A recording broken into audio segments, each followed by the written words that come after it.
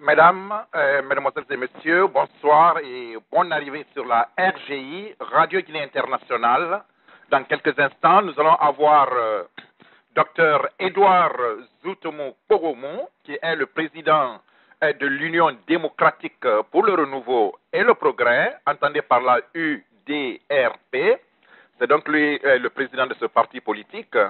Et le thème que nous allons aborder avec lui aujourd'hui, ce soir, tout à l'heure, dans quelques minutes, le thème que nous allons aborder sera les prochaines élections législatives en République de Guinée. Nous allons donc parler des élections législatives, ces élections qui nous tiennent tous à cœur. Nous allons voir la position du président de l'Union démocratique pour le renouveau et le progrès, UDRP, sur ce thème qui est très très important pour la législation en République de Guinée. Nous allons donc commencer.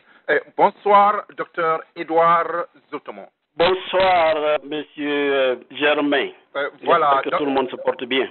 Oui, c'est ça, effectivement. Tout le monde se porte bien et nous vous attendions avec impatience.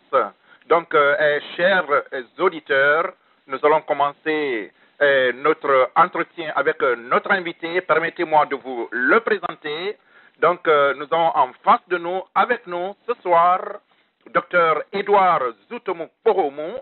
Il est le président de l'Union démocratique pour le renouveau et le progrès, UDRP.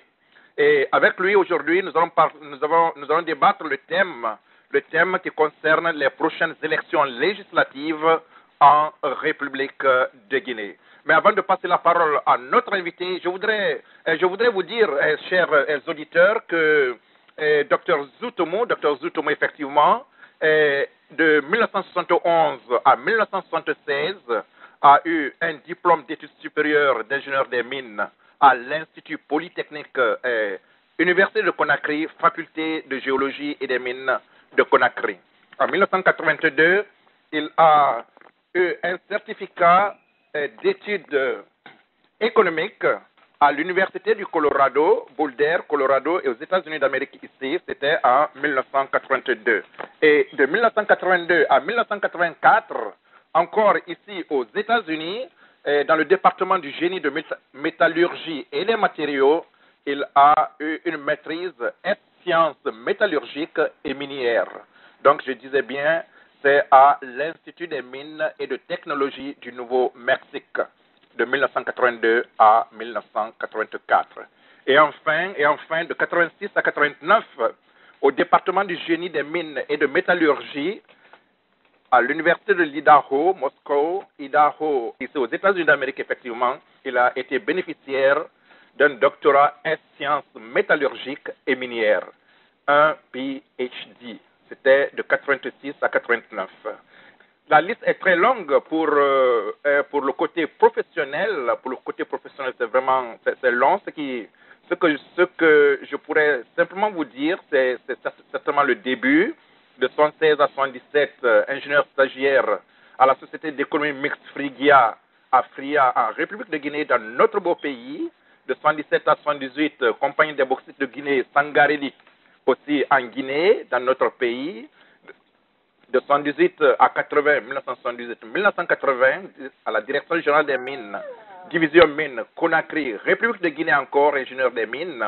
Et de 80 à 82, ministère des Mines et Géologie encore, n'est-ce pas? Et cela, effectivement, dans notre pays, en République de Guinée. Et l'aventure internationale commence à partir de 88, où les consultants métallurgiques pour Eco Bay Mineral Company Ça, c'est à Hawthorne, au Nevada. Et j'en finis pour dire que l'avant-dernier poste, c'était ingénieur principal, directeur d'exploitation du complexe métallurgique. Ça, c'était avec Geovic Mining Corporation et Geovic Cameroun. Donc, c'était et le Cameroun et ici. Et voilà, ingénieur, politicien, Dr Zoutoumou, pouvez-vous nous parler, s'il vous plaît, de l'Union démocratique pour le renouveau et le progrès? Merci Germain pour cette présentation très flatteuse. Je voudrais simplement d'abord remercier tous ceux qui ont pris le temps de leur emploi du temps pour venir, disons, partager ces instants avec nous. Je veux simplement donc dire que, évidemment, en Guinée aujourd'hui, il y a une pléthore de partis politiques. Ça n'a pas commencé seulement aujourd'hui. De toutes les façons, depuis que le pluralisme a été institué, il y a donc eu une recrudescence dans l'apparition des partis politiques, des formations politiques, et ce qui en soi n'est pas une mauvaise chose. Je dois donc dire que l'UDRP, comme vous l'avez dit, l'UDRP, c'est l'Union démocratique pour le renouveau et le progrès. C'est un parti, disons, de réforme. Et nous disons d'ailleurs, nous avons été un peu plus ambitieux pour dire que c'est le parti de la réforme. À l'UDRP, nous avons voulu faire une sorte d'inventaire de tous les problèmes auxquels les Guinéens sont confrontés, et en se rendant d'abord sur le terrain, communier avec les masses, partager avec eux leurs soucis et les problèmes auxquels ils sont confrontés. Donc c'est à la suite justement de toutes ces consultations que nous nous sommes rendus compte qu'il fallait intervenir dans la gestion des ressources du pays dans un cadre organisé. Or, une personne seule ne peut pas aller se mettre devant le gouvernement et faire des revendications. Il faut bien le faire, il faut être adossé à quelque chose. Alors, nous avons pensé donc que la structure à laquelle on pouvait s'adosser, c'est un parti politique. Donc, le parti politique, on y avait pensé au départ, pour ceux qui se rappellent. Nous avions commencé, disons, par essayer de regrouper les gens en fonction de ce qui les rapproche. Vous savez, on avait constitué ici un mouvement qu'on appelait l'Argifa, bien sûr. Aujourd'hui, il y a peut-être certaines dissensions, mais nous nous sommes dit qu'en général, comme on dit chez moi, le feu, il commence à brûler au point d'allumage. Donc, il fallait rassembler les éléments qui étaient immédiatement autour de nous. Et là, le faire avec tact. Donc, nous avons dit que le forestier est un animal social. Si on peut l'amener à s'entendre avec les autres dans un cadre social, on peut toujours faire un autre bond quand le moment est venu. Donc, l'URP a été mise au point en Guinée et nous avons dit que nous voulons mettre à contribution donc toutes les facultés et toutes les richesses, que ce soit des richesses intellectuelles, richesses matérielles, richesses morales, que recèle la Guinée, pour poser en fait les jalons d'un véritable développement. Nous ne sommes pas venus pour simplement enrichir l'atmosphère ou alors enrichir simplement ce tableau qui présente déjà pas mal de formations politiques. Nous sommes donc venus pour être une alternative, sinon l'alternative. C'est la raison pour laquelle nous ne sommes pas dans le court terme. C'est-à-dire donc que nous ne sommes pas intéressés à ce qu'on doit obtenir demain au sens réel du terme. Nous sommes donc intéressés à ce que nous pouvons faire pour le pays dans les années à venir. C'est dans ce cadre que nous existons.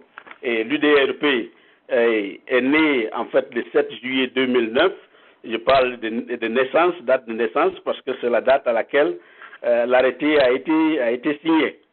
Donc nous existons et nous avons donc, à l'image de toutes les autres formations politique du pays, nous avons donc le droit d'exercer toutes nos activités sur toute la nation guinéenne. Encore, je dois souligner que l'UDRP, c'est un parti inclusif. Ce n'est pas un parti forestier, même si le leader du parti se trouve par naissance originaire de la Guinée forestière. Cela ne veut pas dire que le parti est un parti forestier. Bien sûr, les gens peuvent nous peut-être retorquer en disant que le FIEF, c'est la Guinée forestière. Je ne dirais pas non. Chaque parti politique, que l'on veuille ou pas, c'est une réalité. Chaque parti politique a un fief. Prenez n'importe quel parti, on peut trouver, disons, le fief, et qui se définit simplement par rapport à la région de naissance de la personne qui se trouve être le leader de la formation. Donc, en gros, c'est ça. Je crois que, puisque nous sommes dans une séance où il y a beaucoup d'auditeurs, nous pouvons donc débattre d'un certain nombre de sujets, et cela va dépendre justement des questions qui seront posées. En gros, c'est ça l'UDLP, et c'est en gros, voilà notre ambition. Je vous remercie alors. Voilà, merci Dr Edouard Zoutomo-Kporomo, président de l'Union démocratique pour le renouveau et le progrès. Donc, chers auditeurs, et je voudrais demander tous ceux qui veulent poser des questions, n'hésitez pas, faites star 61, alors vous serez dans la queue et je vous donnerai la parole. Voilà, docteur Zoutomo. En fait, les prochaines élections législatives en République de Guinée, quelle est la position de votre parti? Bien, une question très intéressante. Vous savez, les législatives, elles pointent bien à l'horizon. Mais j'ai bien peur personnellement que cela ne se fasse pas cette année et que cela ne se fasse même pas avant la fin du premier semestre de l'année 2013. Je le dis en connaissance de cause. Bon, je pars simplement d'un certain nombre d'observations. À l'heure qu'il fait, en fait, on ne peut pas parler d'élections législatives sans aborder justement l'impasse dans laquelle se trouve le pays à l'heure actuelle en ce qui concerne la restructuration, comme on appelle, de la CENI. C'est un problème d'activité. Nous savons tous que c'est un problème d'activité. Alors, il y a surtout le fait qu'il y a, disons, certaines formations qui sont en train de s'agripper ou alors de prendre justement la position que toute l'opposition se résume à elle. Alors, si cela devrait continuer, j'ai bien peur justement qu'il y ait encore pas mal d'autres tractations et que cela ne puisse davantage retarder les échéances. Notre position en ce qui concerne les élections législatives, bien que ce soit maintenant en retard, c'est que d'ailleurs on n'aurait pas dû, si ce n'était pas parce que justement il y a certaines formations ou certains leaders qui avaient mis au devant leurs intérêts personnels par excès d'orgueil ou alors par excès de confiance, pensant que si on mettait les présidentielles avant les législatives, cela leur permettrait justement non seulement d'être à la présidence et de pouvoir composer justement l'Assemblée nationale qui en résulterait à leur guise. On est aujourd'hui dans cette impasse simplement à cause du fait qu'on a inversé effectivement l'ordre des élections, sinon on ne serait pas là. Bon, maintenant que nous y sommes, il faut alors que les uns et les autres comprennent que quand on parle d'opposition, c'est un ensemble. D'abord, dans tous les pays où la démocratie est de mise, il y a le parti au pouvoir avec son groupe qui sont dans la mouvance, et il y a les autres. Ben, tous ceux qui ne se reconnaissent pas dans cette mouvance sont de l'opposition. L'opposition, c'est une opposition de pluralité. Comme disait un cadre à Conakry, c'est une opposition plurielle en fait. Mais maintenant, dans cette opposition, il y a des radicaux, il y a peut-être des gens qui ne se reconnaissent pas à partir justement des méthodes utilisées qui ne se reconnaissent pas dans les méthodes qui sont utilisées. Cela ne veut pas dire qu'ils ne sont pas de l'opposition. Donc c'est une opposition plurielle. Il faut d'abord que les uns et les autres acceptent ça. Peut-être que c'est cette définition qui joue des tours à certaines personnes, mais il faut qu'on accepte que l'opposition, c'est une opposition plurielle. C'est ça. Quand les gens sont dans l'opposition, les blocs et les alliances qui se forment, ce ne sont pas des alliances qui sont formées par arrêté ou par décret présidentiel. C'est des partis qui se retrouvent, ils mettent ensemble un certain nombre d'idées et ils écrivent un protocole d'accord que chacun signe et paraphe, et en ce moment, ça se fait en dehors du gouvernement. Donc on ne peut pas hypothéquer justement les privilèges ou les prérogatives de toute l'opposition et définir simplement l'opposition par rapport à un groupe qui est en fait un sous-ensemble de l'ensemble que constitue l'opposition en général. Donc nous sommes pour les élections, mais comme je l'ai dit, notre formation, si elle doit présenter des cadres, nous ne sommes pas arrivés encore à ce point où on va définir les cadres. Nous sommes en discussion et nous sommes en train de voir dans quelle mesure cela se fera. Donc je vais m'arrêter là pour ne pas abuser de votre temps. Voilà, merci Dr Zoutoumou, merci Monsieur le Président de l'Union démocratique pour le renouveau et le progrès, donc l'UDRP. Et je vais tout de suite passer au premier qui a demandé la parole. Donc je vais vers le 61-63. Donc comme d'habitude, comme à l'accoutumée, n'est-ce pas, vous avez une minute, n'est-ce pas, une minute pour poser vos questions. Voilà, donc 61-63, et je voudrais dire à tous nos auditeurs que toute personne qui veut poser des questions, c'est star 61, étoile 61, vous êtes à la queue et vous avez la parole comme d'habitude. Voilà, monsieur, madame, bonsoir. Bonsoir, monsieur Germain. Bonsoir, docteur Zoutoumou. Je suis vraiment content de vous attendre. Je crois que d'ici là, les idées seront quand même claires sur le parti que vous avez eu l'honneur d'être le président. Moi, ma question est la suivante. À l'allure dans laquelle les opposants conjuguent le verbe à Conakry, c'est-à-dire sur les élections législatives que vous savez et que cela ne fait que perdurer et ça prend du temps. Ce temps-là joue sur la population, puisque vous n'êtes pas sans savoir si un pays n'est pas dans la même lignée sociopolitique que les autres, s'il y a l'instabilité, s'il n'y a pas d'attente, il est rare que les hommes d'affaires ou les bailleurs de fonds ou ceux qui veulent, qui ont, c'est-à-dire la bonne volonté d'aider le pays à décoller, ne viendront pas. Bon, est-ce que vous pensez que c'est la bonne formule dans laquelle vous, l'opposition, vous êtes en train de diligenter cette élection? Si oui, quelles sont c'est-à-dire vos appréhensions là-dessus? Deuxièmement, vous avez parlé que votre parti n'est pas un parti forestier. Tout à fait. Parce que si vous voulez avoir la voix électorale des Guinéens, le parti ne devait pas se limiter seulement en forêt. Votre combat, votre lutte, c'est pour donner le peu que vous avez à toute la population guinéenne. Et j'en suis sûr et je crois que tout le panel conviendrait avec moi que vous êtes vraiment de cœur avec ce que vous mentionnez. Moi, mon problème, c'est est-ce que le parti, à l'heure où nous parlons, vous avez eu quand même la chance de l'implanter dans toutes les préfectures de la République? Je vous remercie, je suis à l'écoute. Comme j'ai une minute, j'avais d'autres questions. Je m'arrête là pour le moment. D'accord. À qui est-ce l'honneur, s'il vous plaît, qui parlait? Moi, c'est Jean-Pierre Guilavogui depuis Philadelphie. Monsieur Jean-Pierre, merci pour vos questions pertinentes.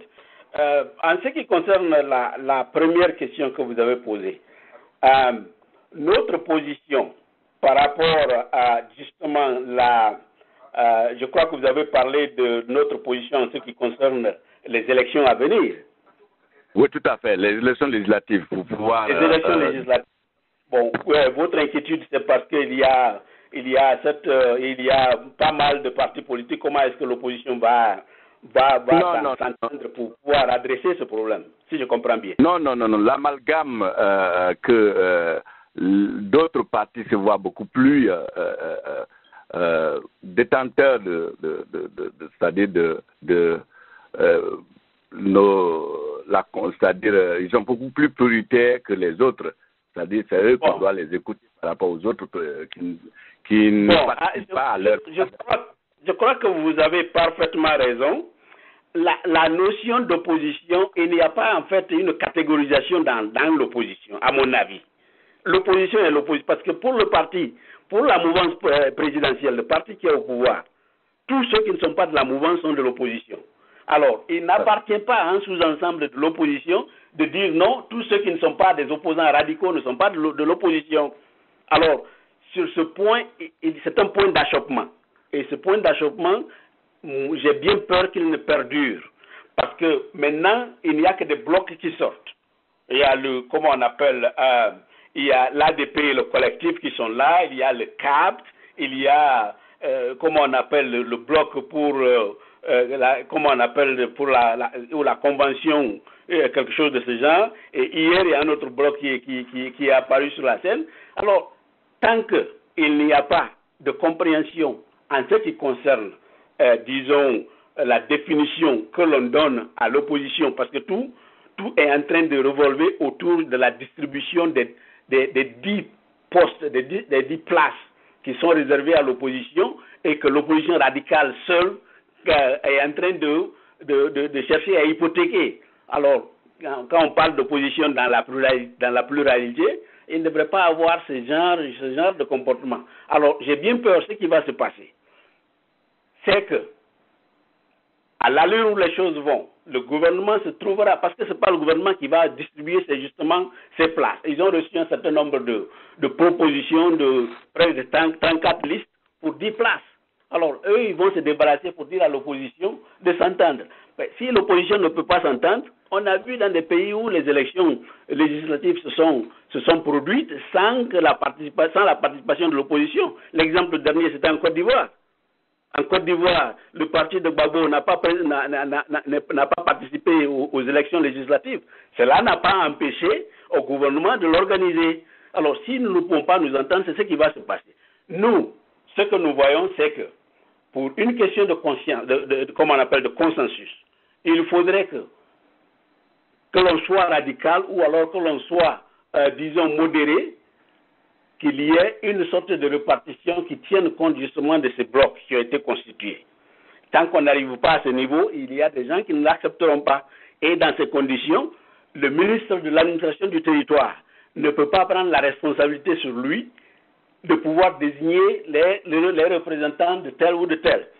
Malheureusement, au moment où nous parlons, il y a pas mal de chantage parce que les gens disent « Oh, si on ne prend pas notre liste, nous allons faire ceci, nous allons faire cela ».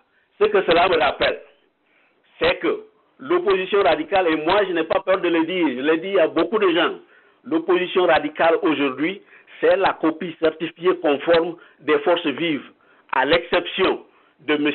Jean-Marie Doré et à l'exception du président de la République à l'heure actuelle, le professeur Alpha. C'est les deux qui ne sont pas là, parce que les méthodes sont les mêmes, et les exigences sont les mêmes. On ne veut pas entendre parler de négociations dans le sens où on veut effectivement participer à ces négociations. Ce qu'on veut faire, c'est imposer des vues et des points de vue aux autres. Alors que dans le système démocratique, c'est, disons, le donner et le recevoir. Il faut mettre les idées sur la table, vous en discutez objectivement et vous prenez les idées meilleures. Alors, ce n'est pas parce que vous avez eu une suite. Les élections passées vous ont donné un certain pourcentage que c'est nécessairement le cas aujourd'hui. C'est comme si je disais, hier la Guinée avait une très bonne équipe de football, par conséquent partout où il y aura compétition, il y aura une bonne équipe de football. Ça ne se fait pas. Il y a une dynamique dans la politique dont il faut tenir compte justement dans toutes les échéances. Donc, il va falloir qu'on s'entende nous. Si on ne s'entend pas au point de vue de la définition de l'opposition, j'ai bien peur, le gouvernement sera obligé de dire, écoutez, si vous ne pouvez pas vous entendre, nous allons constituer la CENI sans vous et nous allons partir aux élections législatives sans vous. Et en ce moment, on n'aura nulle part où se plaindre. Ça s'est déjà fait, ce n'est pas une première fois dans l'histoire politique, surtout africaine. Merci bien. Voilà, donc je pense qu'il y avait une deuxième question aussi par rapport la deuxième question, voilà, merci bien, merci de me rappeler. La deuxième question concerne, disons, le Parti national.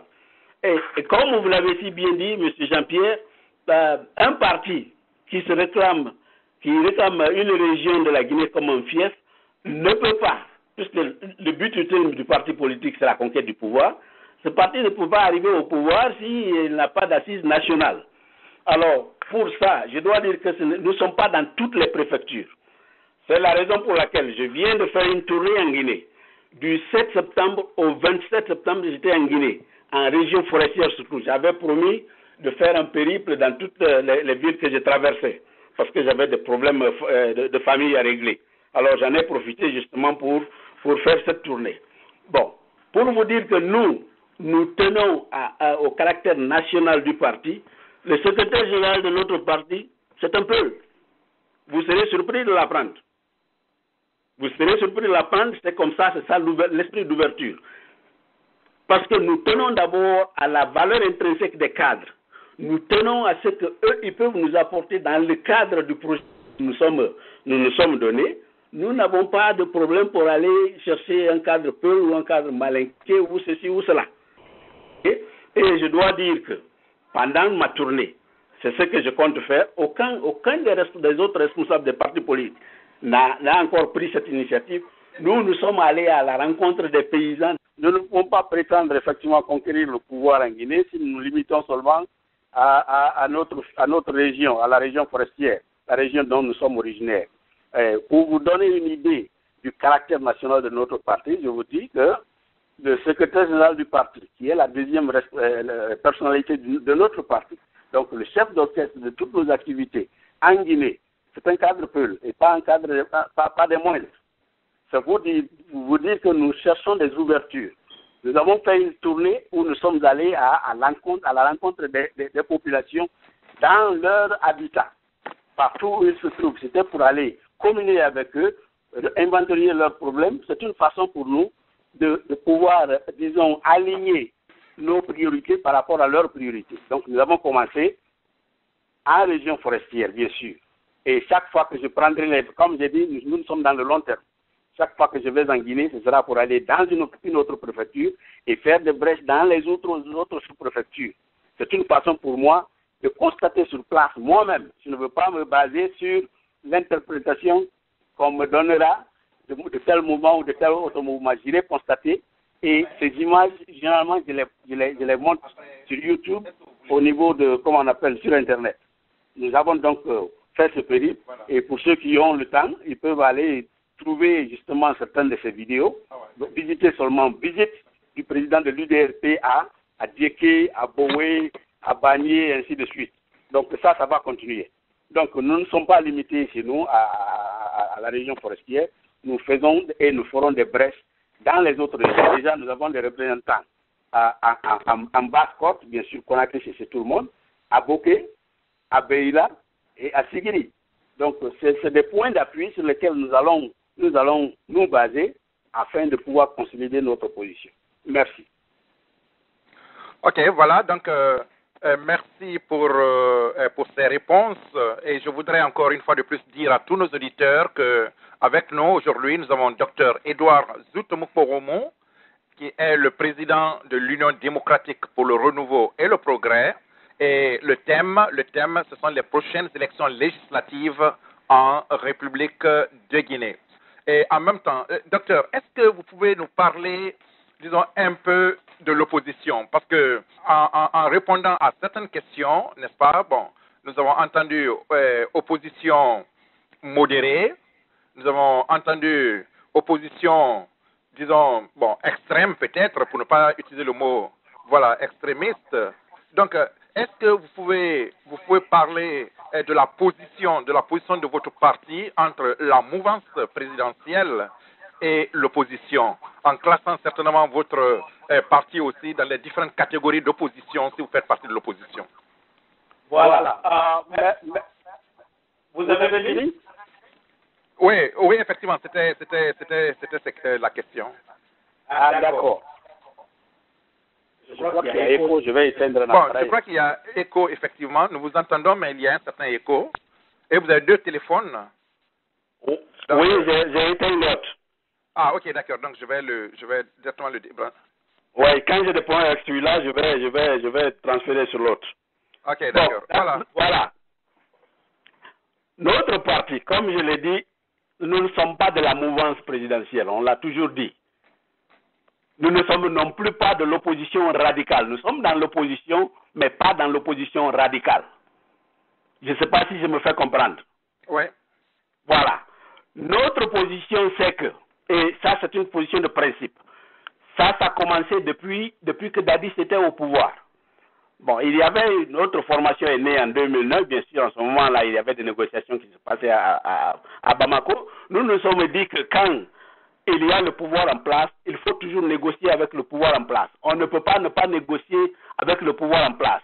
Mais quand déjà on pose comme préalable le départ de celui qui est à la tête avant toute négociation, c'est qu'on est en train de fausser le débat. La même opposition avait été adoptée au moment où Dadis était là. Les gens avaient dit qu'ils ne pouvaient pas négocier avec Dadis, il faut qu'il parte. Nous avons dit non. Nous supportons, disons, le principe qu'il faut négocier avec quelqu'un.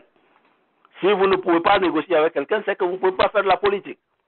Alors, aujourd'hui, ce sont les mêmes réalités. C'est que les acteurs ont changé. Maintenant, il faut que Alpha parte. Alpha Condé doit partir avant quoi que ce soit d'autre. Nous disons aussi non. Parce que hier, quand nous avons défendu la position, les gens ont dit que c'était notre parent. Bien sûr, on ne peut pas rejeter, disons, les liens qui existent entre lui et nous autres. C'est un frère, je suis d'accord. Mais le principe veut que l'on applique les mêmes règles à tout le monde. Avec le professeur Alpha aussi, nous avons dit la même chose. Nous disons, le professeur Alpha, il a été élu. Et le principe de la démocratie, c'est quoi? C'est d'abord le respect des textes. Bien élu, mal élu, Alpha Condé est le président de la République de Guinée, qu'on le veuille ou pas. Alors, il a un mandat à faire. Et il a un projet de société. Sur la base du bilan qu'il va présenter, on peut l'attaquer. On peut attaquer son bilan. On n'a pas besoin de l'attaquer personnellement. Nous attaquons son bilan. Et c'est ce que nous sommes en train de faire. Nous sommes en train d'inventorier tout ce qu'il fait. Ça ne veut pas dire que nous sommes d'accord avec lui. En fait, moi, il ne me connaît pas. Et ça n'engage que moi. Ce n'est pas une question de favoriser tel ou tel. Nous pensons que quand on dit qu'il faut juger le maçon au pied du mur, nous sommes suffisamment objectifs pour dire qu'il faut au moins donner le temps au maçon de prendre la truelle. Le maçon n'a pas posé une brique. On ne peut pas lui dire que son mur est lézardé. Ce n'est pas réaliste et ce n'est pas objectif. Donc, nous sommes de l'opposition, que les gens le veuillent ou pas. Ce n'est pas un groupe de l'opposition qui déclare qui est dans l'opposition et qui ne l'est pas.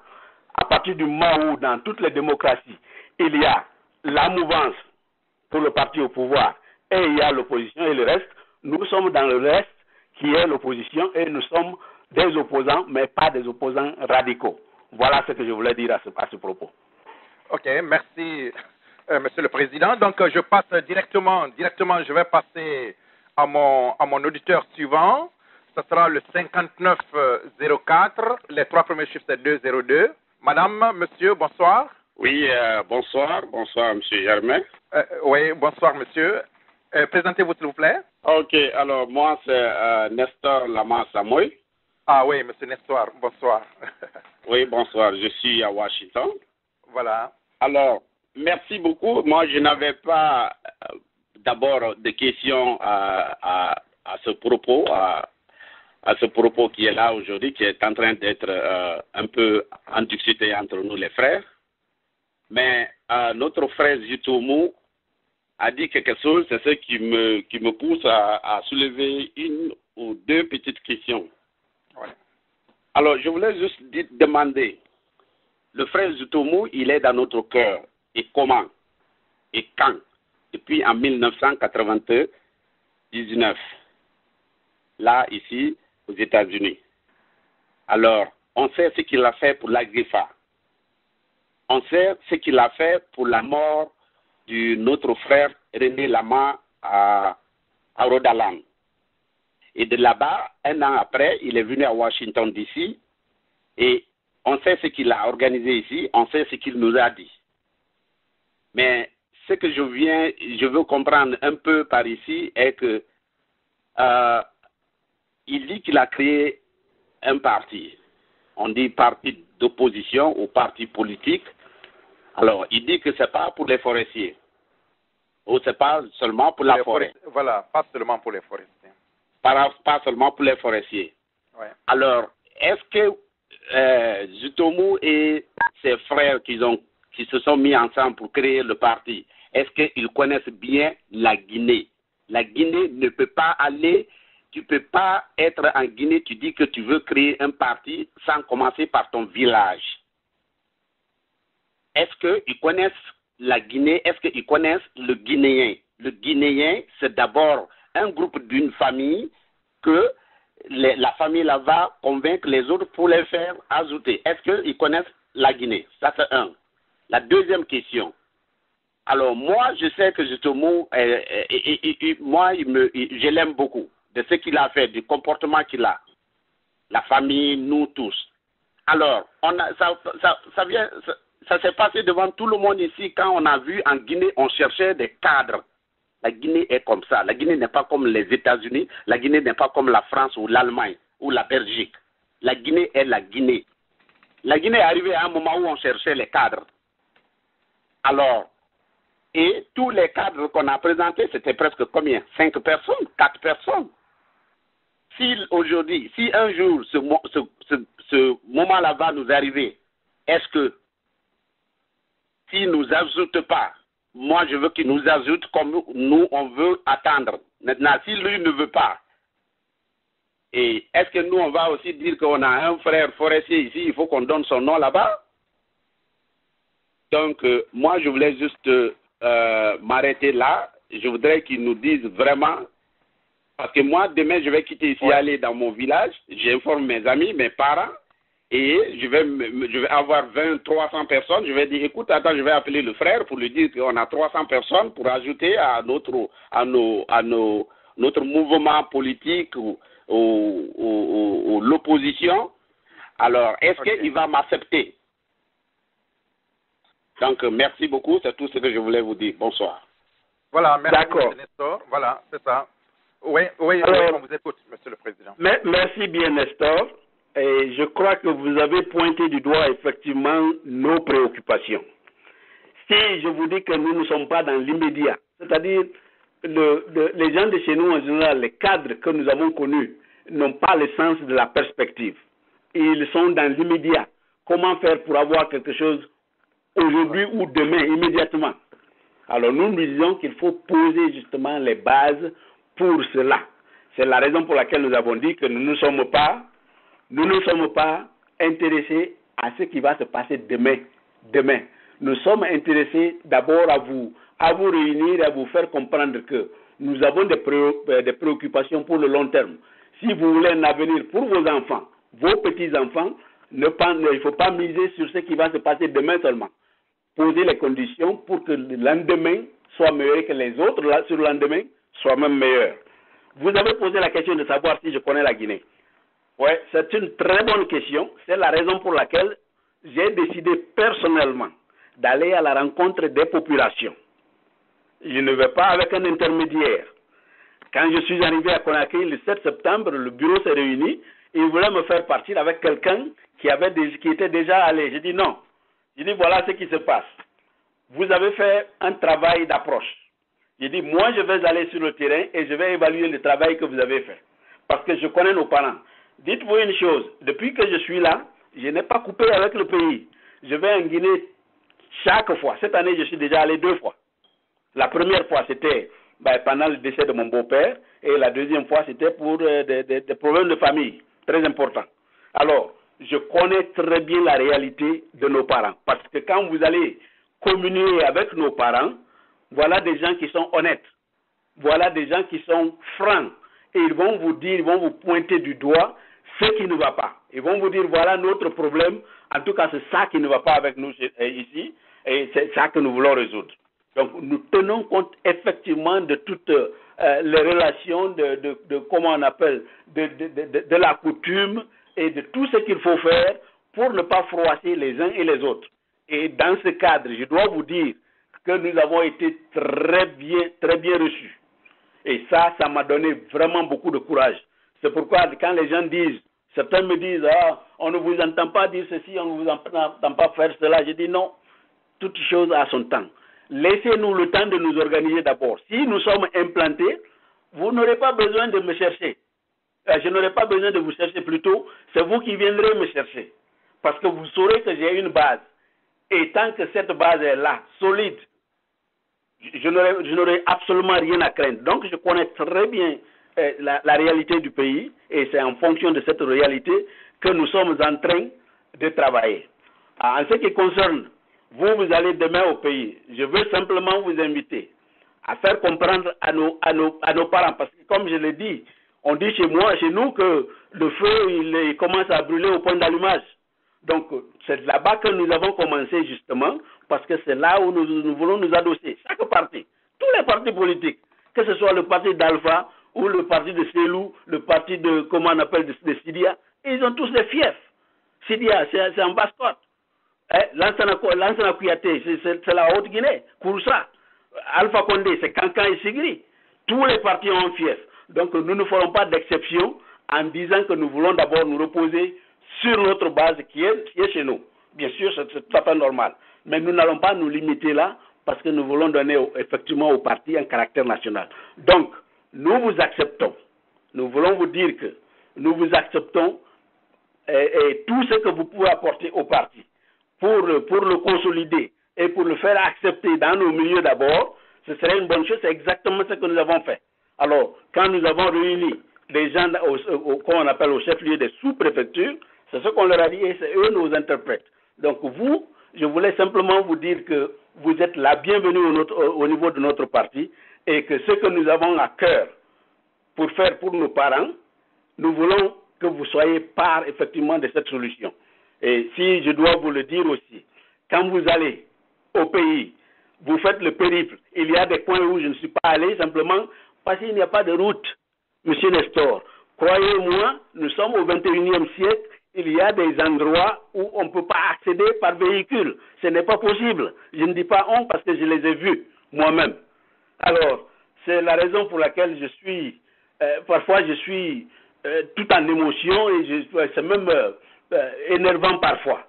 Mais il faut du calme et il faut une approche, disons, collégiale, une approche d'ensemble pour pouvoir résoudre tous ces problèmes. Donc, je vous demande d'être notre interprète et que nous acceptons tous ceux qui peuvent nous joindre dans ce travail d'approche que nous sommes en train d'initier. Merci bien. Voilà, merci Monsieur le Président. Et je vais directement à mon auditeur suivant. Les quatre derniers chiffres, c'est le 91-22 et les trois premiers, c'est le 917. Madame, Monsieur, bonsoir. Oui, bonsoir. Bonsoir, Monsieur Germain, et bonsoir à Dr. Zoutomos. C'est Émile Lama depuis New York. Voilà, bonsoir, Émile. Oui, bonsoir. Bonsoir. Oui, bonsoir. Je voudrais que le docteur nous dise ce qu'il pense de la pléthorique des partis politiques en Guinée. Parce que, très franchement, notre pays recèle de beaucoup de compétences, de beaucoup de cadres. Mais on a comme l'impression que la solution que nos cadres ont trouvée pour résoudre les problèmes guinéens, c'est de créer des partis politiques. Ce qui n'est au fait pas une mauvaise chose, mais moi je crois que la force de la démocratie, c'est aussi la démocratie repose en fait sur l'économie. Ou alors, si vous voulez, sur de bonnes conditions de vie de nos parents ou de nos populations. Maintenant, aujourd'hui, chaque mois, on assiste presque à la création d'une nouvelle formation politique en Guinée. C'est bien parce que je crois que c'est une façon de réfléchir sur les problèmes de la Guinée, mais est-ce que c'est la seule façon? Alors, la question que j'ai pour le docteur, c'est qu'il nous dise ce qu'il pense effectivement de cette rhétorique de nos partis politiques Et est-ce qu'il n'y a pas une autre façon d'aider son pays autre que cela? Je vous remercie. Bien. Merci bien, Monsieur Émile. Encore une fois, une question pertinente. Ce que je dois d'abord souligner, c'est que effectivement, il y a beaucoup de partis politiques en Guinée. Et les uns et les autres créent des partis. Ce n'est pas, moi, je ne pense pas que ce soit simplement parce que c'est par excès de choses ou bien par ambition personnelle ou par ambition désordonnée. Il y a des gens qui veulent intervenir effectivement en Guinée dans le cadre de la distribution, la redistribution des ressources. Vous savez, il n'y a pas d'équilibre. Il n'y a pas d'équilibre dans, disons, dans l'attribution des projets de développement. En Guinée, il n'y en a pas. Quand vous prenez une région comme la région forestière, mais là, c'est une... je suis vraiment désolé de le constater. Il n'y a que des débuts de projets. Parfois, avant que les projets ne viennent là, ça trouve que déjà les ressources sont dilapidées. Or, vous et moi, individuellement pris, nous ne pouvons pas aller au gouvernement pour dire, écoutez, ce que vous êtes en train de faire n'est pas normal. Il faut faire ceci, il faut faire cela. Il faut que nous le fassions dans un cadre organisé. Et la meilleure façon de le faire, nous pensons, une des façons de le faire, c'est dans le cadre d'un parti politique.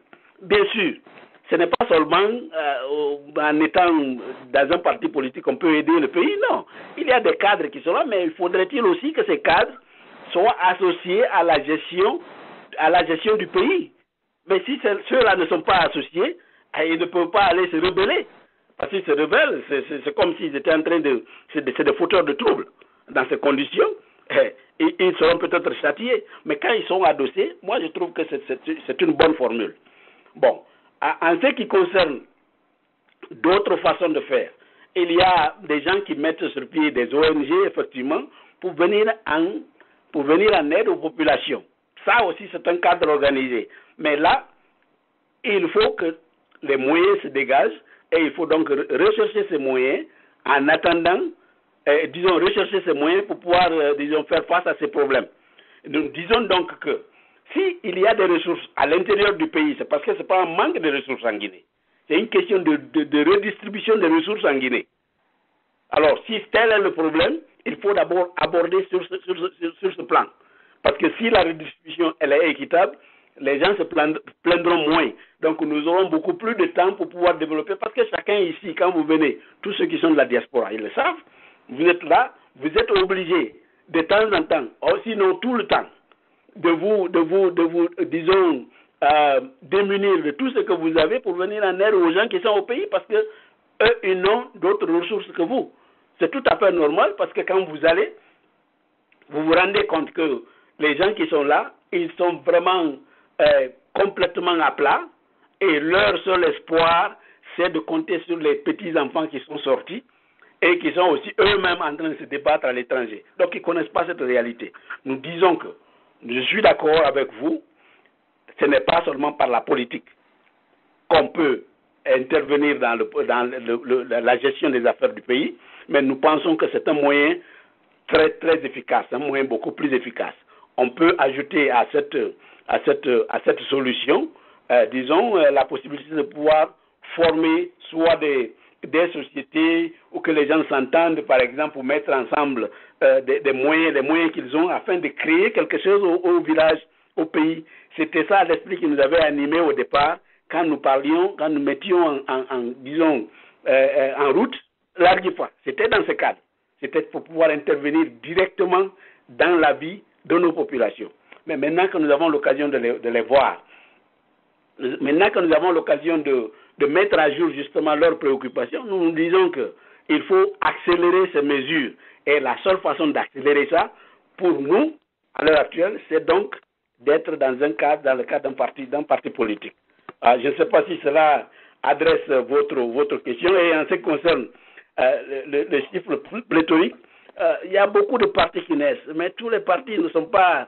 Vous savez, il y a beaucoup de partis, mais comme disait quelqu'un, le parti, c'est pas seulement, comme ils appellent en Guinée, le parti cravate-mallette. Bon, et c'est le terrain. Donc, la surface de réparation des partis, c'est ce qui détermine effectivement leur grandeur. et pas simplement en allant à la radio pour parler, on le pose sur le terrain. Et c'est ce que nous sommes en train de faire avec tout le calme nécessaire. Je vous remercie donc. Si je peux intervenir davantage sur cette question, vous la clarifiez, et je serai vraiment heureux de l'adresser. Merci donc. Ok, merci bien. Ok, voilà, donc merci. Et je passe au suivant, n'est-ce pas? Je vais vers le 73-52. Les 4 derniers chiffres, c'est le 73-52. Allô, monsieur, madame, bonsoir. Bonsoir, mon frère. Oui, monsieur Dunamou, comment allez-vous? Ok, merci, mon frère. C'est monsieur Dunamou de Sudan. Oui. Je voudrais vraiment dire un grand merci à monsieur le conférencier d'aujourd'hui. Vraiment, je remercie à son titre le travail qu'il a élaboré. Je sais que ce n'est pas facile à Guinée de créer même une association, à plus forte raison, un parti politique. Je voudrais seulement savoir si mes mémoires sont encore bonnes, si c'est monsieur Justemou qui a été représentant de l'IPG à Zérékoré ou même président d'association. Mais tu fais la confusion là à mon niveau. Je veux savoir si c'est bien de la même personne. Et en seconde position, je veux savoir, moi ma position est claire, je suis vraiment pour la dissolution de la CENI aujourd'hui. Et je veux voir quelle est sa position là-dessus. Merci. Bien. À quel honneur il y a encore? Je n'ai pas bien pris et capté le nom là. Oh, c'est M. Dunamou de Tupakuno, communément appelé Topik. Ah, d'accord. Merci bien pour vos questions. En ce qui concerne ce que je représente, je n'ai jamais été représentant du PG à Zérékoré. Donc je veux que cela soit clair dès le départ. J'avais été sollicité ici aux États-Unis, bien sûr, pour être membre de l'UPG. Je n'ai jamais été membre de l'UPG. À plus forte raison, être le représentant à Zérékoré. En fait, depuis une bonne trentaine d'années, je vis par ici. Donc je ne peux pas, à moins que je ne sois maintenant d'une certaine ubiquité, je ne peux pas être ici à Zérékoré à la fois. Ça, c'est un. Deuxièmement, nous sommes en train de parler de la CENI. Et si nous mettons dans la balance les contraintes de temps et les exigences justement de la communauté internationale qui conditionnent quand même, disons, l'ouverture de la vanne pour les investissements et consorts à la tenue des législatives, et il faudrait alors que l'on fasse en sorte que ces élections-là puissent avoir lieu. Mais pour que les élections aient lieu, il faut d'abord qu'il y ait un organisme qui soit là en train de parrainer ces événements. Donc, coordonner ces activités. Il faut une CENI. Ensuite, il faut un certain nombre de conditions que l'on posera en ce qui concerne, par exemple, les moyens logistiques à mettre en place, l'établissement du fichier électoral, et tout ça là, il faut que ce soit fait. Et ça ne peut être fait que disons, sous comment on appelle, la supervision de la CENI. Bon, et moi je crois qu'on ne devrait pas regarder la CENI comme une question de personne. C'est ça le problème aujourd'hui. Les gens veulent user de la CENI pour contrôler l'État. C'est vraiment un hold-up qu'ils sont en train de faire aujourd'hui en Guinée. C'est ça le problème. Voilà. Donc je disais à mon frère que il ne faut pas qu'on regarde les problèmes de la CENI comme des problèmes personnels. Nous sommes tous pour la restructuration de la CENI. Bon, on ne peut pas pour des problèmes de personnes dire qu'il faut éliminer la CENI, il faut que la CENI soit balayée. Il faut un organisme, une certaine, disons, un certain organe qui puisse quand même prêter une sorte de crédibilité au processus. S'il n'y a pas de CENI, qui va superviser les élections? Ce ne sera pas le gouvernement. En ce moment, on ne réussira jamais. Excusez-moi, je peux parler s'il vous plaît? Oui, un instant. Lorsque l'invité aura fini, bon, je vais vous donner encore la parole pour poser, bon, disons pour mieux. Non, ouais. Ok. Sinon, moi, il peut bien, s'il y a une question qu'il voulait repréciser, je peux toujours attendre. Oui, non, il va reposer sa question tout de suite là. C'était, on se demandait, vous étiez en train de terminer, donc une réponse. Oui. Je dis donc, quelle que soit la composition de la CENI, elle obéira, elle plaira à un groupe et elle déplaira à un autre. Alors, au lieu que l'on soit là en train de se balancer et en même temps, le temps est en train de courir et ce qui met davantage en retard tout le projet de développement en Guinée, parce que comme je disais, certaines institutions internationales conditionnent leur participation au processus de développement à la tenue de ces législatives, qui sont déjà suffisamment en retard. Donc, parler de l'élimination de la CENI à l'heure actuelle, ou que la CENI démissionne, il faudra bien trouver des hommes. Moi, je crois qu'il vaut mieux s'entendre sur ceux qu'on peut mettre là, moi, que ce soit Pierre ou Paul, mais qu'on mette des garde-fous alors suffisamment transparents pour nous permettre de surveiller au jour leur comportement et ce qu'ils sont en train de faire. Moi, je crois que c'est ce qu'il faut plutôt faire. Ok, M. Dunamo? Oui, je suis à l'écoute, mon frère. Oui, vous avez voulu ajouter quelque chose, n'est-ce pas? Oui. Je voudrais dire à mon frère Djitoumou que tout ce qu'on a confié comme attribution à la CENI, ce sont des attributions légaliennes du ministère de l'Intérieur. Je sais qu'il y a le service national du fichier électoral qui est créé au ministère de l'Intérieur. Bon, et si nous continuons à faire le débat sur la CENI, non, l'opposition, non, je suis de l'opposition radicale, je ne suis pas de l'opposition radicale. Le problème, c'est que c'est le peuple de Guinée qui est pris en otage. Et personne, tous ces opposants, personne ne voit l'intérêt du peuple aujourd'hui, ne voit que leur intérêt personnel. Ce sont des gens qui ont goûté à l'argent du pays et vraiment, ils veulent encore continuer de contrôler. Et moi, je pense que ce soit l'opinion internationale ou bien que ce soit l'opinion nationale, ça, ce sont des attributions du ministère de l'Intérieur. Si on a le problème, c'est l'éducation du cadre guinéen, c'est l'éducation du peuple de Guinée, c'est de réformer, les faire confiance et puis les laisser faire le travail. Moi, je pense que c'est dans ce cadre-là que nous pouvons évoluer. On ne va pas continuer à compter sur l'argent de l'étranger pour organiser nos élections. Non, on peut. On a les moyens. C'est seulement un problème de conscience des hommes. Moi, c'est ce qui est aujourd'hui mon problème. D'accord. Merci très bien pour la précision. Ce que je voulais ajouter, c'est que je suis entièrement d'accord avec ce que vous dites. Mais le problème, c'est que vous dites que toutes ces fonctions-là, c'est comme si c'était un duplicata et que ça se retrouvait au ministère de l'administration du territoire. Je suis d'accord avec vous. Le problème, c'est que le ministère de l'administration du territoire fait partie du gouvernement. Alors, il y a une opposition qui est là.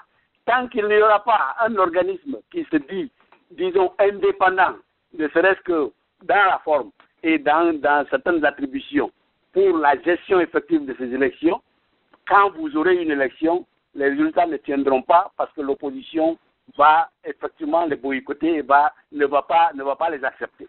Donc, pour avoir une certaine mainmise sur la gestion de l'après-élection, par exemple, moi je crois qu'il faut quand même un organisme. Dans tous les pays, ça existe. Je suis d'accord, on ne peut pas prendre comment on appelle, les gens de l'extérieur pour venir. C'était même une honte la dernière fois parce que notre CENI a été dirigé par un Malien. Je ne dis pas que le Malien ne peut pas le faire. Mais il y avait des Guinéens qui étaient capables de faire ce travail. Donc, on ne peut pas, dans le contexte actuel, dire que c'est le ministère de l'administration du territoire qui va le faire. Le ministère de l'administration du territoire a du mal à faire accepter ne serait-ce que les listes qu'on a déposées à son niveau. Comment est-ce qu'elle peut dire, voilà, à partir de maintenant, là, on va vous éliminer, vous, de la CENI, et nous allons aller. Voilà des gens qui n'hésitent pas à sortir. Et comme vous l'avez si bien dit, ce sont des gens qui ont l'arrière-goût du sucre d'hier, parce qu'ils savent ce qui a été fait, et ce sont les plus pressés justement à revenir, parce qu'ils savent ce qu'ils ont laissé, ils savent ce qu'ils ont fait. Donc, si on leur prête le flanc en disant que l'administration du territoire va s'en occuper, mais il n'y aura jamais de calme en Guinée. J'ai vraiment peur pour qu'on aille qu'on adopte cette solution. Moi, c'est ça mon inquiétude. Sinon, vous avez parfaitement raison. Seulement, on ne peut pas éliminer la CENI.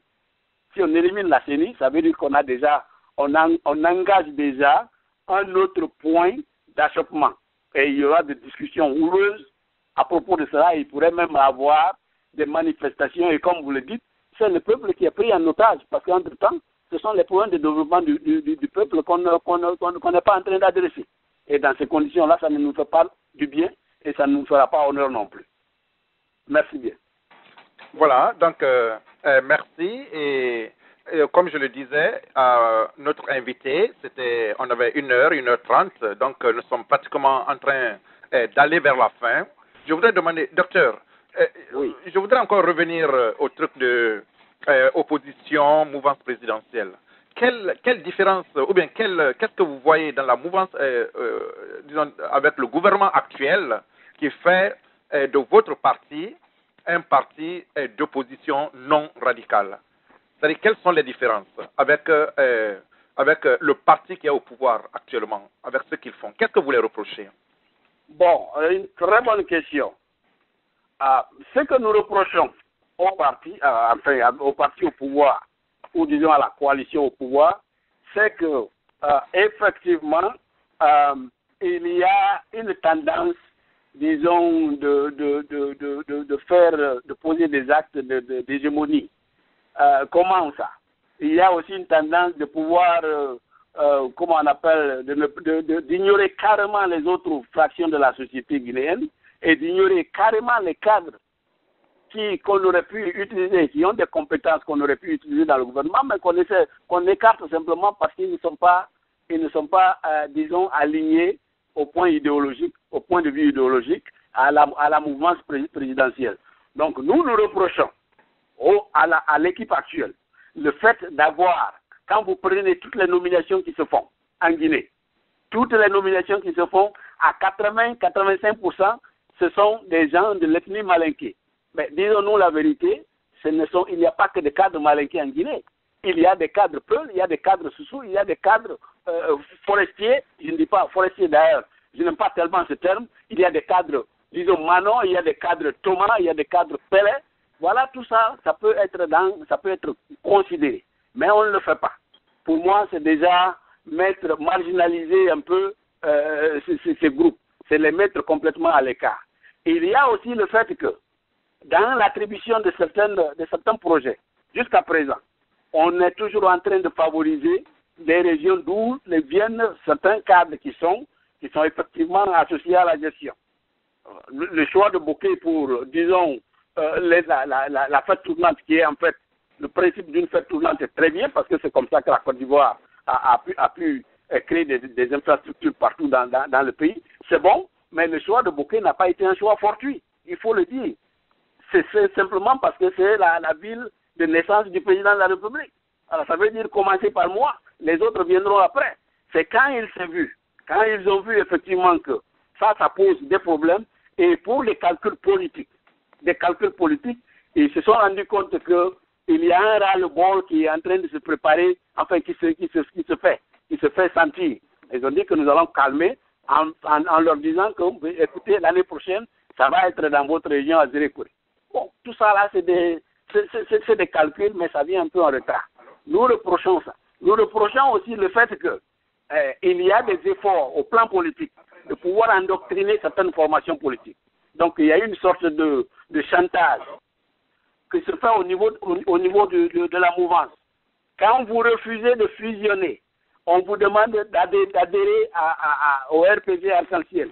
Si vous refusez de fusionner, il y a justement des remontrances. Ça ne c'est pas très en vue, c'est des choses qui se font de façon très subtile, mais tout le monde sait.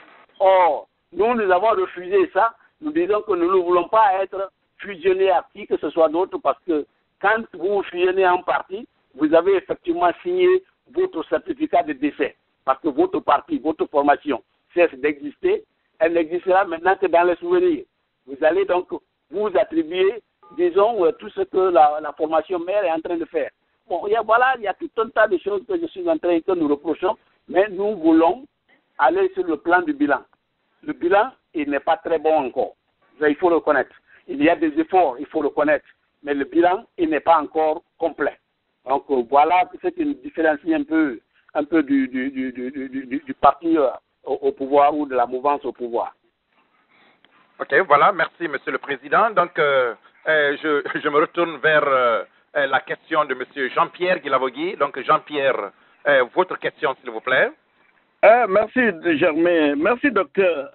Vraiment, je pense bien que sur ce panel, vous m'avez émerveillé. Vous m'avez donné l'espoir, le combat que je mène tous les jours.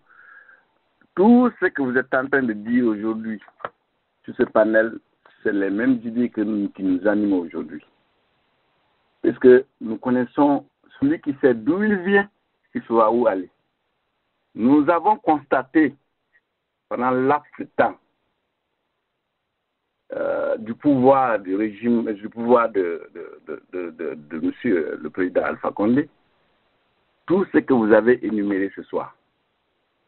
Je pense à savoir que c'est le même combat tous les jours avec les autres que nous menons ici sur le terrain et même à Azerikore.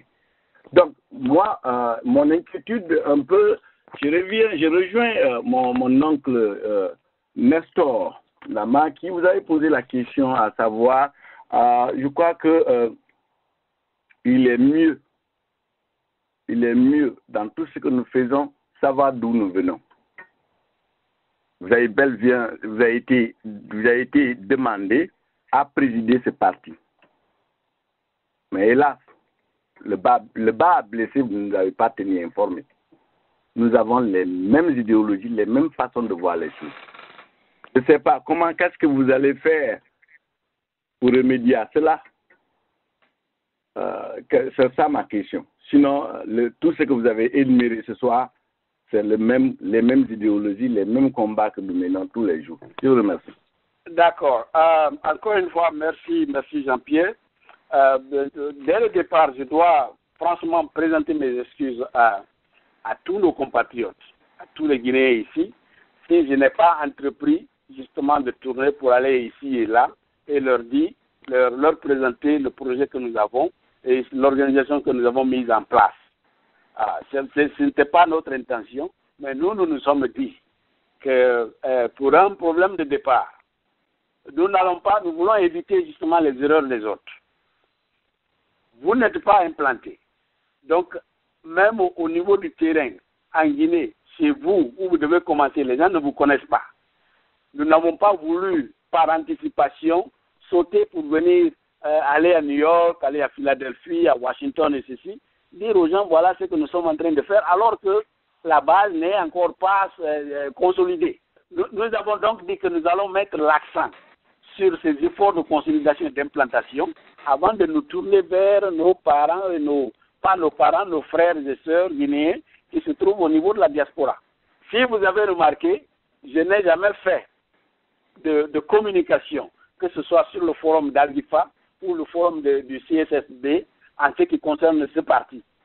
Je n'ai pas fait ça en connaissance de cause, parce que je veux, sur la base du concret, du travail concret que nous faisons, que je vienne vers vous et vous dire voilà ce que nous sommes en train de faire, voilà à quel niveau nous nous trouvons, et je voudrais vous inviter à vous joindre à cet effort.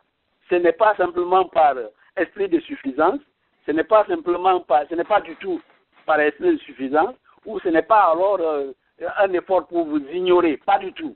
Nous avons dit que nous avons besoin de toutes les compétences. Nous avons besoin de tous ceux qui ont les mêmes idées que nous et qui donc mènent le même combat que nous. Donc ce n'est qu'une question de temps. Je prendrai les dispositions afin de pouvoir justement remédier à cette situation-là dans les meilleurs délais. Moi, c'est tout ce que je voudrais vous dire. Et vous allez donc m'excuser du temps que cela prend. C'est beaucoup de choses qui sont indépendantes de ma volonté. Et nous voulons arriver d'abord à un certain niveau. Quand nous arrivons à ce niveau-là, en ce qui concerne les dispositions pratiques sur le terrain en Guinée, et je prendrai donc le temps pour faire la tournée et vous informer.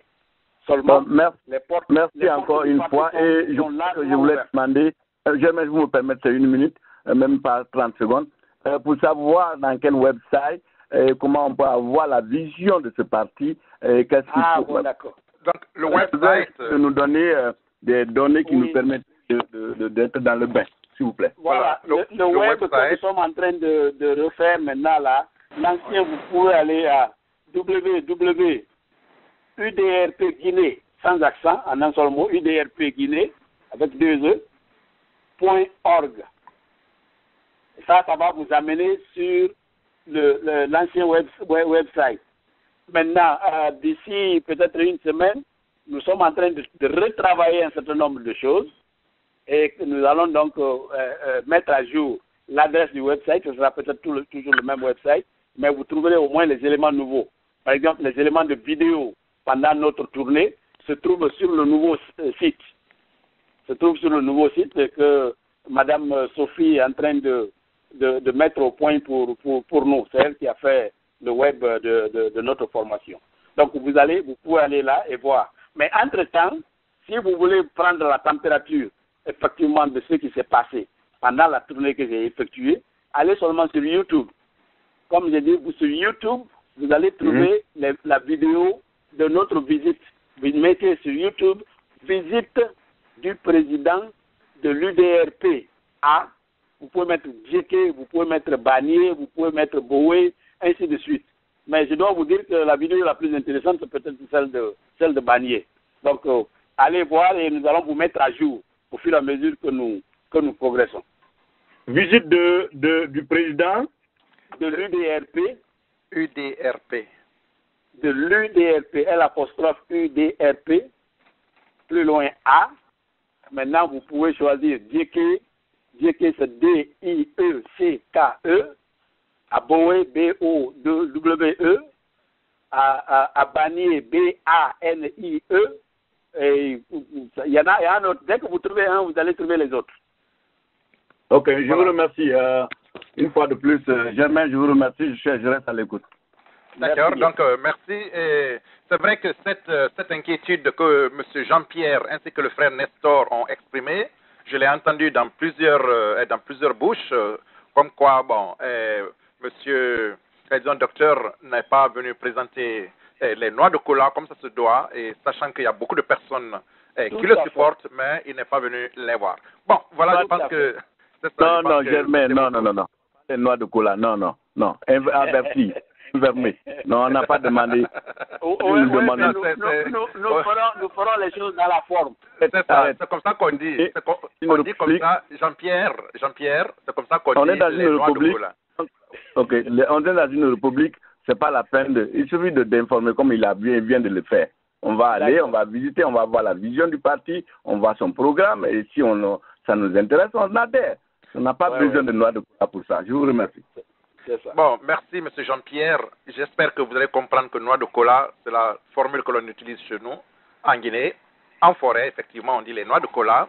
Et donc, comme je le disais, je pense que l'équivoque est entièrement levé maintenant et plusieurs personnes attendront l'arrivée de docteur.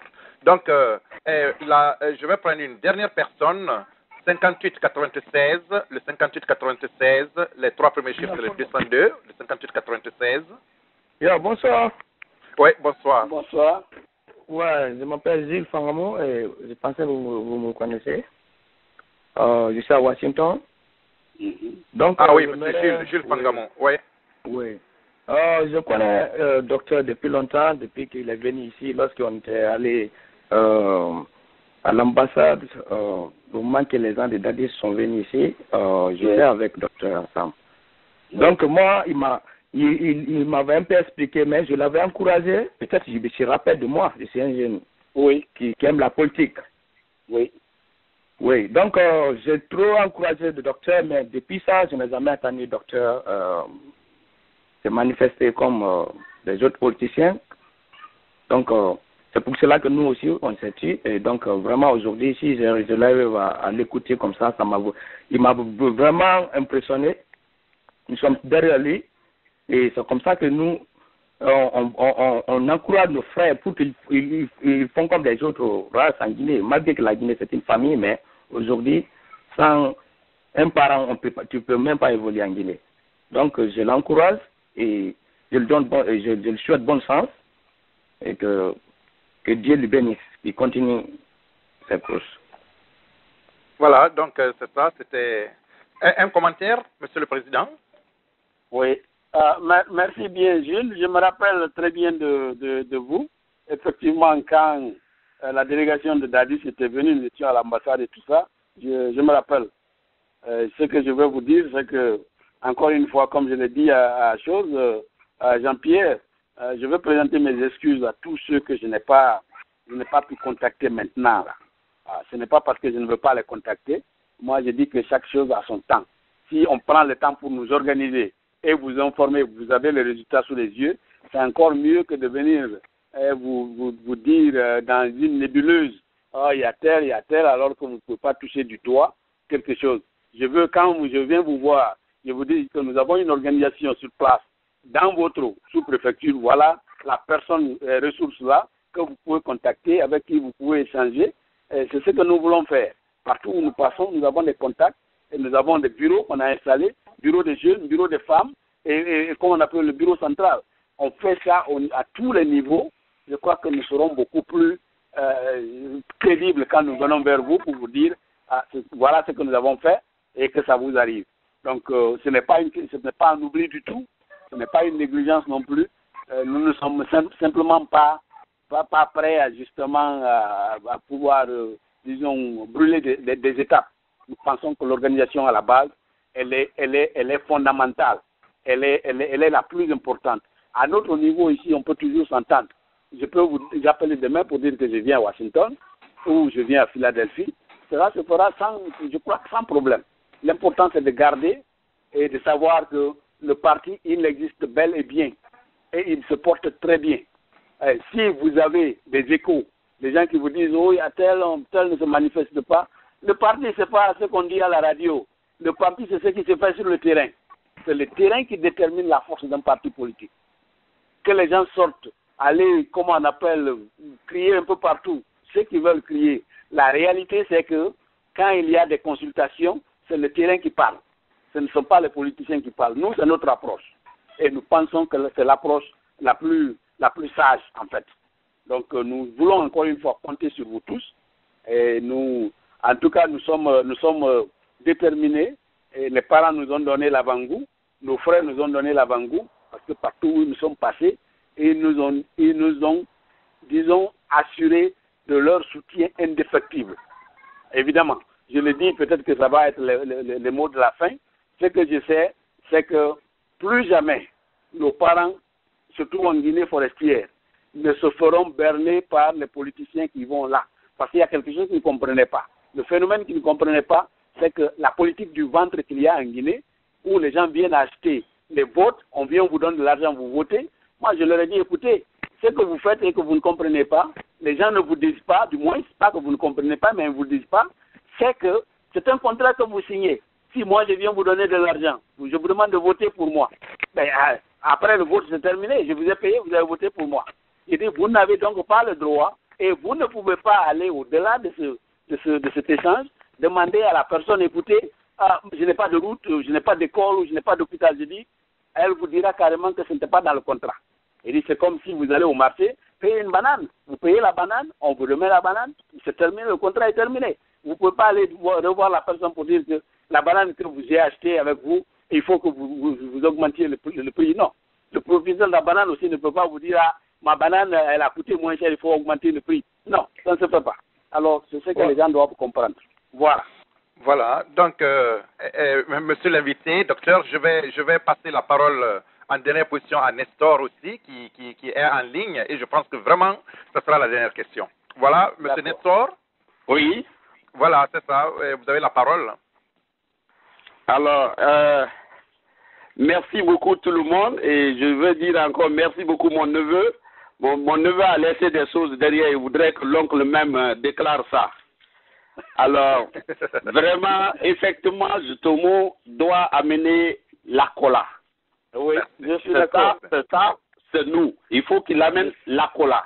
J'avais tellement demandé, j'ai dit, mais Jutomo ne sait pas qu'il y a les euros ici. Comment il peut nous laisser ici et aller à Zérekoré, aller créer un parti là-bas? Il pensait que c'est quoi? Mais les euros sont là quand même. Je suis d'accord. Voilà. On va pas couper les têtes des jeunes garçons pour remplacer avec des têtes des vieilles personnes, des vieilles personnes du moins. Alors c'est nous qui devrons remplacer, c'est nous qui doivent remplacer les vieux du village. Donc le zéro est là. Il faut que vous amenez la cola, les 10 noix de cola, et vous connaissez le forestier, quand il dit oui, c'est le oui. Donc il ne faudrait pas qu'on vous dise oui et il y a quelque chose derrière. Nous, on vous a accepté aujourd'hui. Moi-même, je voudrais dire à Germain, mais pourquoi vous avez accepté M. Jutomo avec nous aujourd'hui et vous parlez de son parti? Pourquoi? Donc, mais Dieu merci, tout a été très très bien passé. Mais maintenant là, si c'est dans la joie, il faut qu'on se dise vraiment, qu'on dit aux grands frères de faire part à les sauges. Donc, il y a bien la noix de cola qui reste derrière et on vous attend. Et vraiment, d'abord, les autres commentaires maintenant, on le fera plus tard et plus tôt. Et le temps que vous voulez nous rencontrer, on va s'asseoir et causer ensemble. Sans la forêt, sans vous-même, ça ne peut pas aller à 100%. Oui, non, je sais. Alors, je sais. Merci beaucoup et encore une fois, merci beaucoup. Je ne vais pas aller trop loin. Et moi, vous savez, nous tous qui parlent là ou qu'on est là, on a fait des grandes villes avant de venir. Moi, je suis moitié Cancan et moitié Zérékoué. Donc, essayons de mettre tout ça ensemble. Ça va nous aider tous. Oui. Donc, voilà. Merci beaucoup et puis et bonne soirée. Voilà, merci. Merci bien. Merci beaucoup. Voilà, nous allons merci. présenter les colas. Voilà, Merci. donc c'est ça.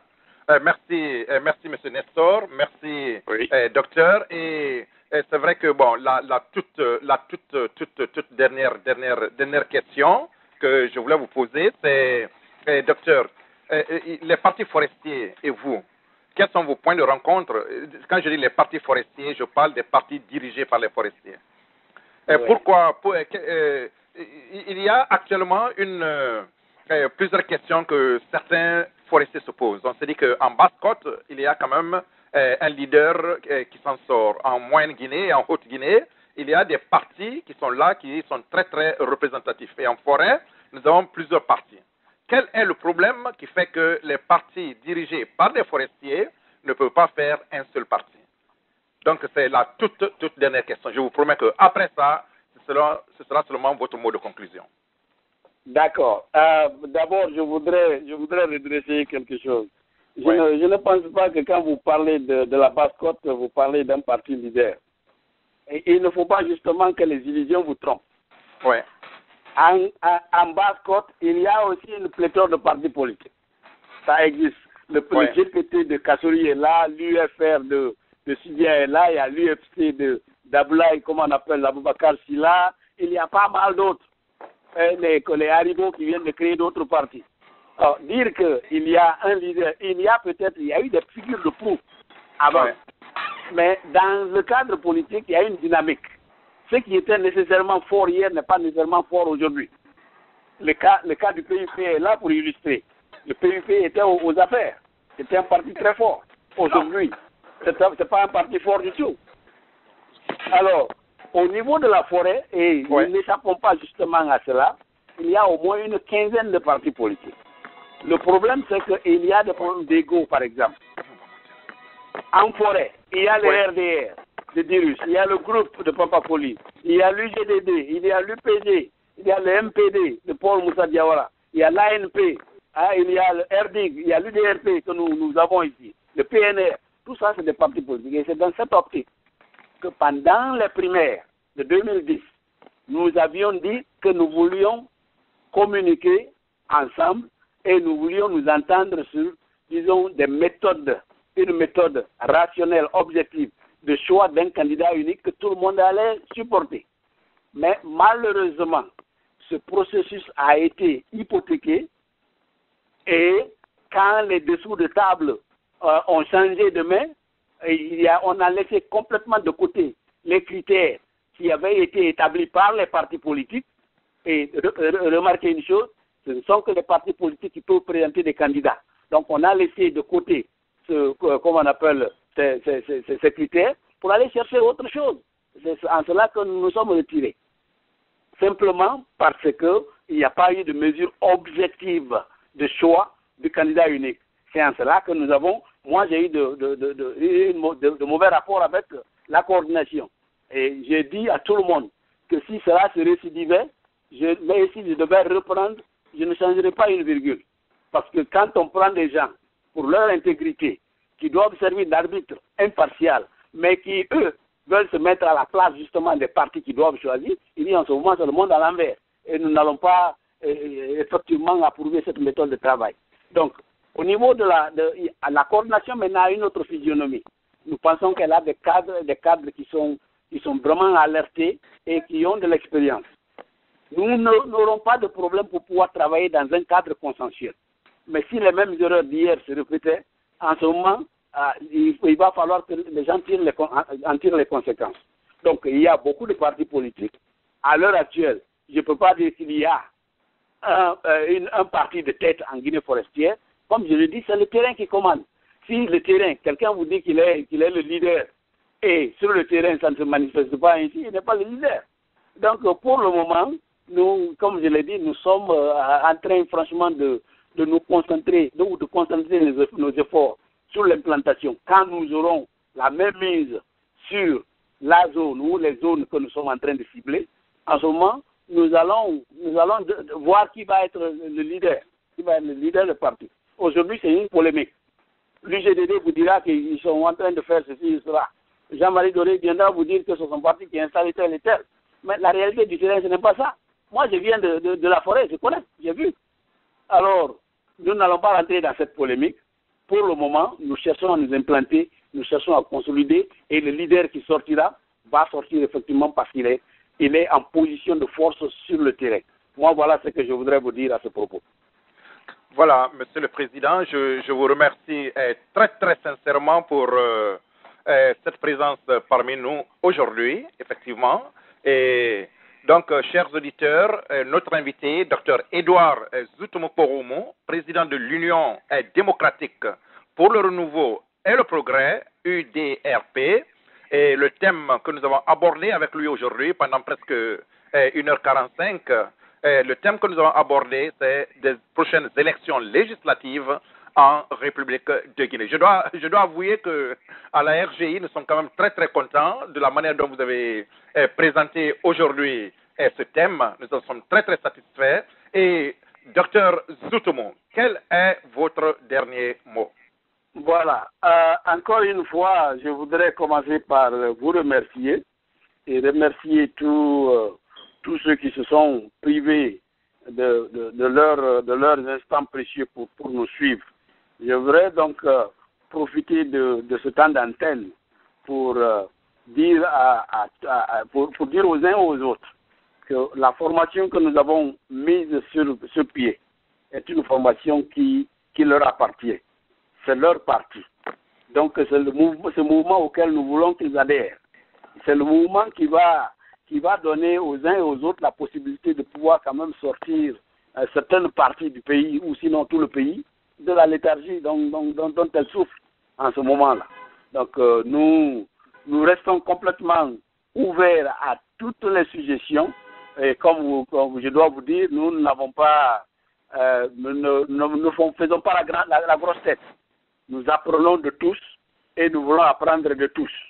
Donc nous cherchons à ce qu'ils nous éclairent et qu'ils nous disent dans quelle mesure nous pouvons apporter un peu plus de tonus à cette organisation.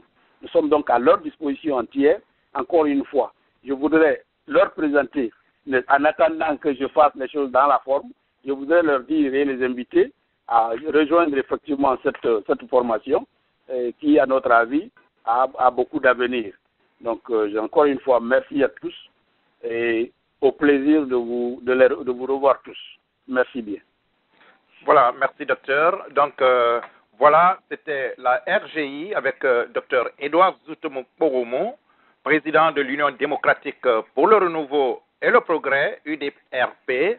Et le thème, c'était des prochaines élections législatives en République de Guinée. Donc, docteur, nous vous souhaitons bon vent. Voilà, donc, merci bien. Voilà, c'est ça. Et sincèrement, merci pour votre participation. Merci pour l'excellent exposé que vous avez eu à faire aujourd'hui.